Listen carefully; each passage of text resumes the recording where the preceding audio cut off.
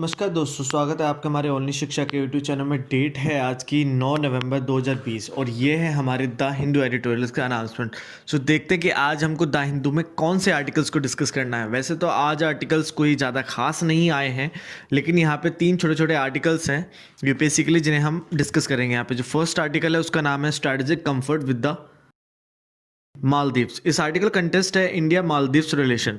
इस आर्टिकल में बोला जा रहा है कि आज इंडिया के फॉरेन सेक्रेटरी द्वारा भारत के बायलैटरल रिलेशन को स्ट्रेंथन किया जा रहा है। आज मालदीव्स में प्रेसिडेंट वहाँ के, जिनके साथ आज भारत और मालदीव्स के बीच में बायलैटरल कॉपरेशन को स्थापित किया जा रहा है, जिससे इकॉनमी स्ट्रेस को हटाया जा सके। जिससे भारत द्वारा भी पॉलिसी रहती है नेवर फर्स्ट की पॉलिसी, जिसमें भारत के आस पड़ोसी देशों के साथ सबसे पहले अच्छे रिलेशन बनाए जाते हैं। इंडिया और मालदीव्स के बीच में पास से ही काफ़ी अच्छे रिलेशंस हैं दोनों कंट्रीज़ के। टेक्नोलॉजी को अपडेट के कारण से ही आज हर एक पैक्ट ट्रेड डील्स लाई जा रही हैं। आज भारत में भी काफ़ी स्टूडेंट्स हैं जो मालदीव से आकर अपने स्टडी एजुकेशन को अवेल कर रहे हैं भारत में आकर, और भारत में काफ़ी लोग आते हैं हेल्थ ट्रीटमेंट्स के लिए मालदीव से, जिसमें भारत में आने के लिए मालदीव्स को ज़रूरत नहीं है किसी भी वीज़ा की।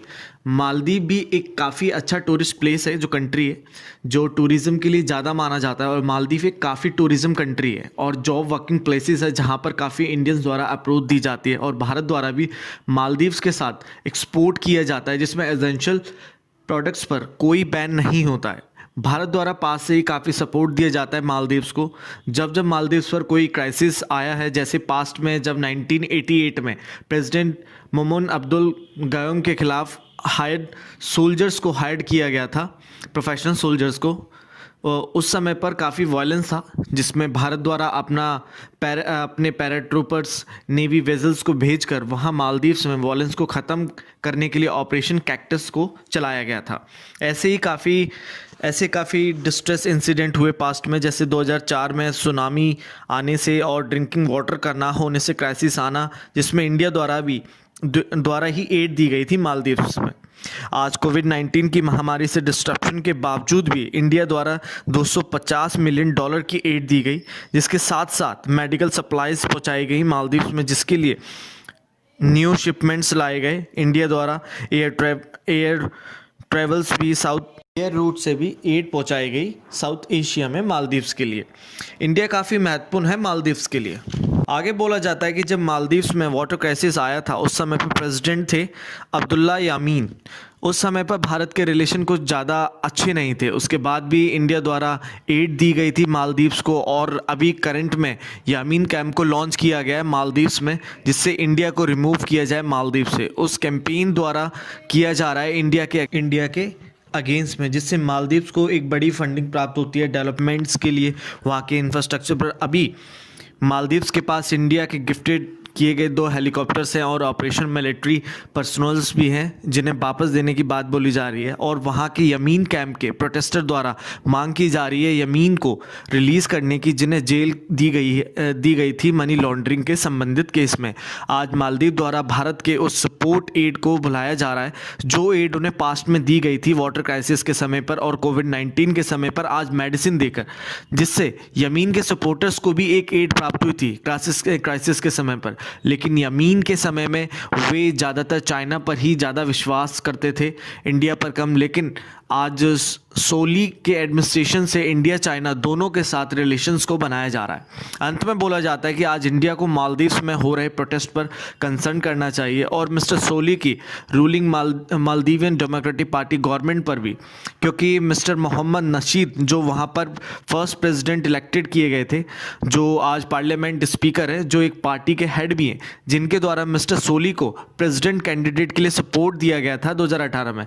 लेकिन आज दोनों के बीच में कुछ रिलेशन खराब हुए, क्योंकि मिस्टर सोली की गवर्नमेंट में कुछ मिनिस्टर्स के अगेंस्ट करप्शन चार्जेस लगाए गए हैं मिस्टर नशीद द्वारा, जिससे मालदीवन डेमोक्रेटिक पार्टी की एक रिस्पेक्ट खराब हो सकती है 2023 के प्रेसिडेंशियल इलेक्शंस में। और नशीद द्वारा काफ़ी ट्राई किया जा रहा है वहाँ के पार्लियामेंट फॉर्म को गवर्नमेंट को चेंज करने में, जिससे बदलाव हो। तो आज मालदीव्स के इंटरनल चल रहे सिनेरियो को समझकर इंडिया को अभी अपनी नेवर फर्स्ट की पॉलिसी को अभी इस्तेमाल ना करके इंडिया को मल्टीलेटरल कोऑपरेशन बनाने चाहिए, जिससे इंडिया अपने आउटकम्स को निकाल सके वहाँ से। हमारा जो सेकंड आर्टिकल है उसका नाम है इंडिया एंड जो बाइडन। इस आर्टिकल कंटेस्ट है कि आज यूएसए में प्रेसिडेंट इलेक्शन हो चुके हैं, जिसमें जो बाइडन जी को इलेक्टेड किया गया एज अ प्रेसिडेंट, जिससे उनकी बनाई जाने वाली पॉलिसी से इंडिया पर क्या इम्पैक्ट रहेगा। इस आर्टिकल में बोला जा रहा है कि यूएसए डेमोक्रेटिक पार्टी के प्रेसिडेंट जो बाइडन को अभी उन प्लेसेस पर टाई अप करना पड़ेगा जिससे एक अच्छे से इम्पैक्ट हो, और साथ ही साथ इंडिया को भी रेडी होना होगा न्यू यूएसए के एडमिनिस्ट्रेशन के साथ कार्य करने के लिए। यूएसए के पूर्व प्रेसिडेंट के साथ भारत के पीएम द्वारा काफ़ी अच्छे रिलेशन स्थापित किए गए थे दोनों कंट्रीज़ के बीच में, जैसे कि हॉस्टन अहमदाबाद रैलीज में दोनों द्वारा अटेंड करना, जिसमें दोनों द्वारा एक दूसरे को सपोर्ट किया जाता था।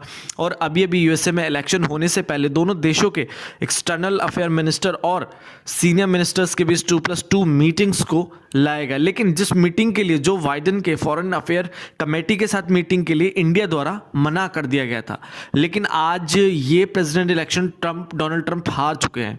और दूसरी साइड पर जो बाइडन एक अच्छे सपोर्टर हैं इंडिया और यूएसए के रिलेशन को जो सपोर्ट करते हैं, जिससे हो सकता है यूएसए की फॉरेन पॉलिसी और स्ट्रैटेजिक टाइज काफ़ी मजबूत रहेंगे आने वाले समय में इंडिया के साथ।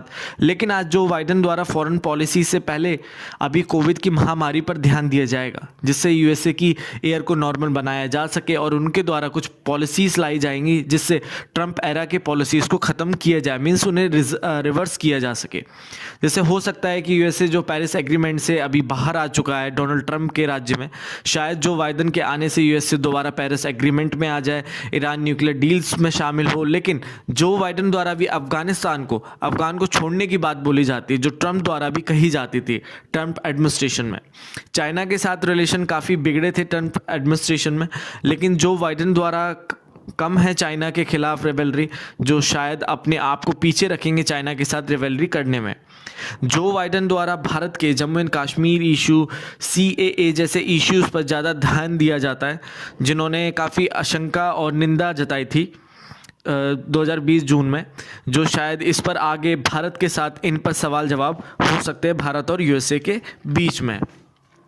जो बाइडन के एडमिनिस्ट्रेशन में पावर्स में चेंजेस आएंगे और जिनके द्वारा transatlantic transpacific alliances को ज़्यादा सपोर्ट दिया जाएगा, और ट्रंप की तरह कोई जल्दबाजी डिसीजन नहीं लिए जाएंगे, जिसे ट्रंप द्वारा इंडिया के जीएसपी एक्सपोर्ट में से विड्रॉ किया गया है। न्यू एडमिनिस्ट्रेशन के आने से पॉलिसी को अच्छे से डिज़ाइन किया जाएगा, जिससे रिलेशंस और मजबूत होंगे। आज भारत को भी प्रिपेयर होना पड़ेगा न्यू एडमिनिस्ट्रेशन के साथ के लिए, जिससे मल्टीलेटरल ग्लोबल ऑर्डर्स को बनाया जा सके दोनों द्वारा, और यूएसए द्वारा भी अप्रोच हो अपने सुपीरियर्स की पावर्स को बनाए रखने की अपने लाए पॉलिसीज़ के आधार पर। हमारा जो थर्ड एंड लास्ट आर्टिकल है उसका नाम है वॉक टू टॉक। इस आर्टिकल कंटेस्ट है कि ग्लोबल इन्वेस्टर राउंड टेबल।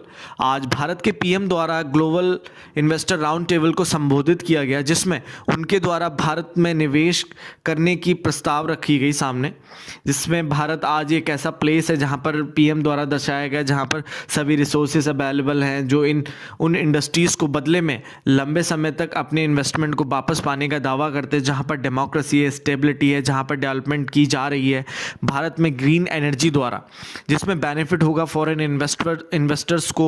और भारत पीएम द्वारा उस राउंड टेबल में भारत द्वारा नेशनल इंफ्रास्ट्रक्चर पाइपलाइन में $1.5 ट्रिलियन की इन्वेस्ट करने की बात बोली गई, और भी अन्य पब्लिक वर्क्स प्रोजेक्ट्स बताए गए, जिनसे इन इन्वेस्टर्स के भारत में इन्वेस्ट करने से इन्हें टाइम के अनुसार अपने पैसे को वापस ले पाएंगे एंटरप्राइजेस के सेटअप करने से।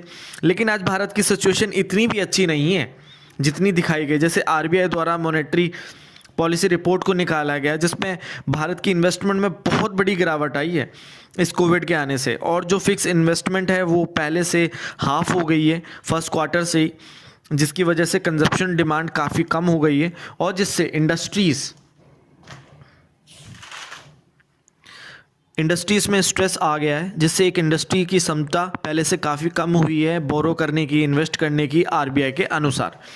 और भारत की गवर्नमेंट के पास कोई फंड ना होने से कोई ग्रोथ ही नहीं हो पा रही है, जिससे कि ग्रोथ हो, क्योंकि फिजिकल डेफिसिट आज ज़्यादा बढ़ गया है और आज भारत के border issues, health crisis, GST war, revenue में शॉर्टफॉल होने से इंडिया के पास कोई भी फंड नहीं है जिससे ग्रोथ हो सके, इन इंडस्ट्रीज़ की इन्वेस्टमेंट हो सके। और सेंटर द्वारा सिर्फ 13% तक एफडीआई में इंक्रीज करना पहले 5 मंथ्स में, फाइनेंशियल ईयर में, जिससे ग्लोबल इन्वेस्टर में एक कॉन्फिडेंस हो इन्वेस्ट करने का भारत में। आज भारत में पॉलिसी का ना अच्छे से डिज़ाइन होना, जिसकी वजह से इन्वेस्टमेंट कम होती है इन्वेस्टर द्वारा, जिसके लिए रेगुलेटरीज को अच्छे से डिज़ाइन किया जाना चाहिए जिससे कि इन्वेस्टमेंट हो भारत में। आज इंडिया को अपने पॉलिसीज़ पर एड्रेस करना चाहिए जिससे इन्वेस्टर द्वारा इन्वेस्टमेंट की जा सके भारत में। क्योंकि होता क्या है कि भारत की जो पॉलिसीज़ हैं वो इतनी स्ट्रिक्ट होती हैं जिनकी वजह से उन फॉरेन इन्वेस्टर्स को काफ़ी दिक्कत होती है। तो इन सब चीज़ों पर गवर्नमेंट को ध्यान देना होगा। तो गाइस, ये था आज का हमारा the Hindu editorial announcement and I wish कि आपको समझ आया होगा। अगर आपको समझ आया तो प्लीज़ वीडियो को जल्दी से लाइक, शेयर एंड सब्सक्राइब जरूर करें। Thank you very much.